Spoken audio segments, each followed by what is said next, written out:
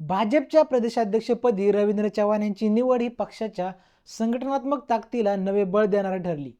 कारण राज्याच्या सर्वाधिक नगरपालिका त्यांच्या नेतृत्वाखाली भाजपने जिंकल्यात. आता महानगरपालिका निवडणुकीत ते पायाला भिंगरी लावल्यासारखे राज्यात फिरून कार्यकर्त्यांना बळ देत आहे.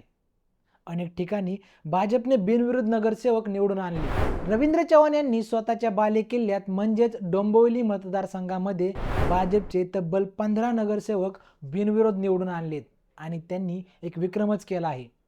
त्यांनी या डोंबिवलीचा विकास नेमका कसा केलाय हेच या व्हिडिओच्या माध्यमातून पाहूयात. नमस्कार, मी अक्षय, तुम्ही पाहताय लेट्स अप मराठी. रवींद्र चव्हाण यांचा राजकीय प्रवास हा भाजपच्या तळागाळातील कार्यकर्त्यासाठी खरा आदर्श आहे. चव्हाण 2002 मध्ये भाजप युवा मोर्चाच्या कल्याण उपजिल्हा अध्यक्षपदी नियुक्त झाले. 2005 मध्ये कल्याण डोंबिवली महापालिकेत नगरसेवक म्हणून निवडून आले.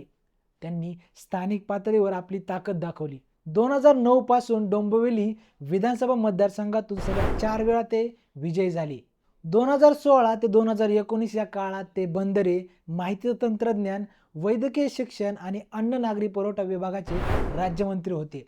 नंतर 2022 ते 2024 मध्ये सार्वजनिक बांधकाम मंत्री म्हणून त्यांनी 92,000 कोटींहून अधिक किमतीच्या पायाभूत सुविधा प्रकल्पांना गती दिल्याचे पाहायला मिळाले. प्रदेशाध्यक्ष पद स्वीकारल्यानंतर चव्हाण यांनी पक्षाच्या संघटन पर्वात ऐतिहासिक योगदान दिले. त्यांच्या नेतृत्वात महाराष्ट्रात भाजपची प्राथमिक सदस्य संख्या 1.5 कोटींवरती पोहोचली, ज्यामुळे भाजप हा राज्यातील सर्वात मोठा पक्ष ठरतोय. तर दुसऱ्या बाजूला उपमुख्यमंत्री एकनाथ शिंदे यांना शह देण्याच्या दृष्टीने रवींद्र चव्हाण यांना प्रदेशाध्यक्षपदी वर्णी लावून अधिकच बळ देण्याचे काम केले. मुंबई महानगर क्षेत्रातील MRM महापालिका निवडणुका जाहीर होण्यापूर्वी त्यांची नियुक्ती पक्षाच्या दूरदृष्टीचा भाग मानली जाते. मुख्यमंत्री देवेंद्र फडणवीस यांचे निकटवर्ती आणि संघाच्या मजबूत पाठिंब्याने पुढे आलेले चव्हाण हे भाजपाच्या नव्या पिढीचे प्रतिनिधी आहेत. रवींद्र चव्हाण यांनी परिसरातल्या युवकांचं करिअर डोंबिवलीतच घडावं या उद्देशाने मुख्यमंत्री देवेंद्र फडणवीस यांच्या माध्यमातून ॲमेझॉन डेटा सेंटर आणि प्रामुख्याने IT हब असे 2 महत्त्वाचे प्रकल्प आणण्यासाठी मेहनत घेतली.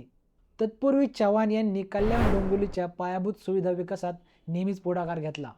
ठाकुर्ली रेल्वे स्थानकावर रोड ओव्हरब्रिज, डोंबिवली स्थानकाजवळ पार्किंग सुधारणा, समांतर रस्ते पूर्ण करणे आणि काँक्रीट रस्त्यांसाठी कोट्यवधी रुपयांचा निधी मंजूर करून घेणे अशा अनेक प्रकल्पांना त्यांनी गती दिली.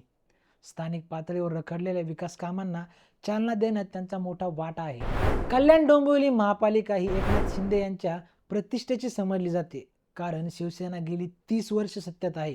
त्यामुळे यंदा ज्यांच्या खांद्यावर या पालिकेची धुरा असलेल्या खासदार श्रीकांत शिंदे यांची प्रतिष्ठा इथं पणाला लागली आहे.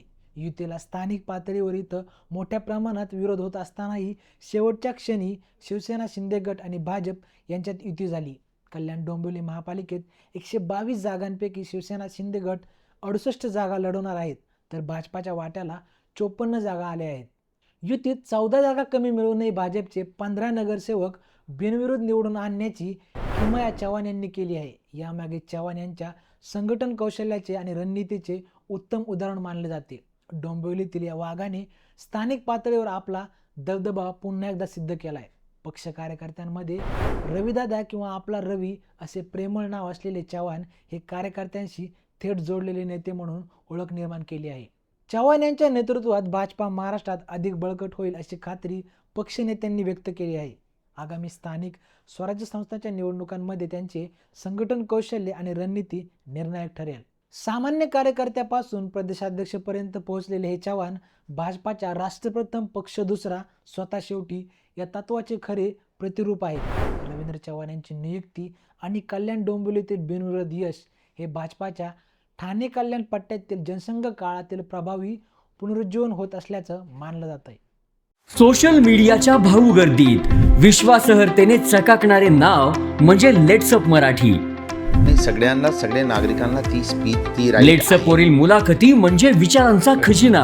त्यानंतरच्या निवडणुकीमध्ये मला सोडून गेले. बातम्या केवळ वस्तुस्थिती सांगणाऱ्या, न प्रोपगंडा, फक्त जनतेचा अजेंडा. क्योंकि आने वाला कल जाने वाला है, जाने वाला कल आने वाला है. राजकारण, मनोरंजन असो की क्रीडा क्षेत्र, महाराष्ट्राची स्पंदने संवेदनशीलतेने टिपणारे माध्यम म्हणजे लेट्सअप मराठी. जगासोबत एक पाऊल पुढे राहण्यासाठी लेट्सअपचे ॲप, सोशल मीडिया आणि वेबसाईट सोबत कनेक्टेड रहा.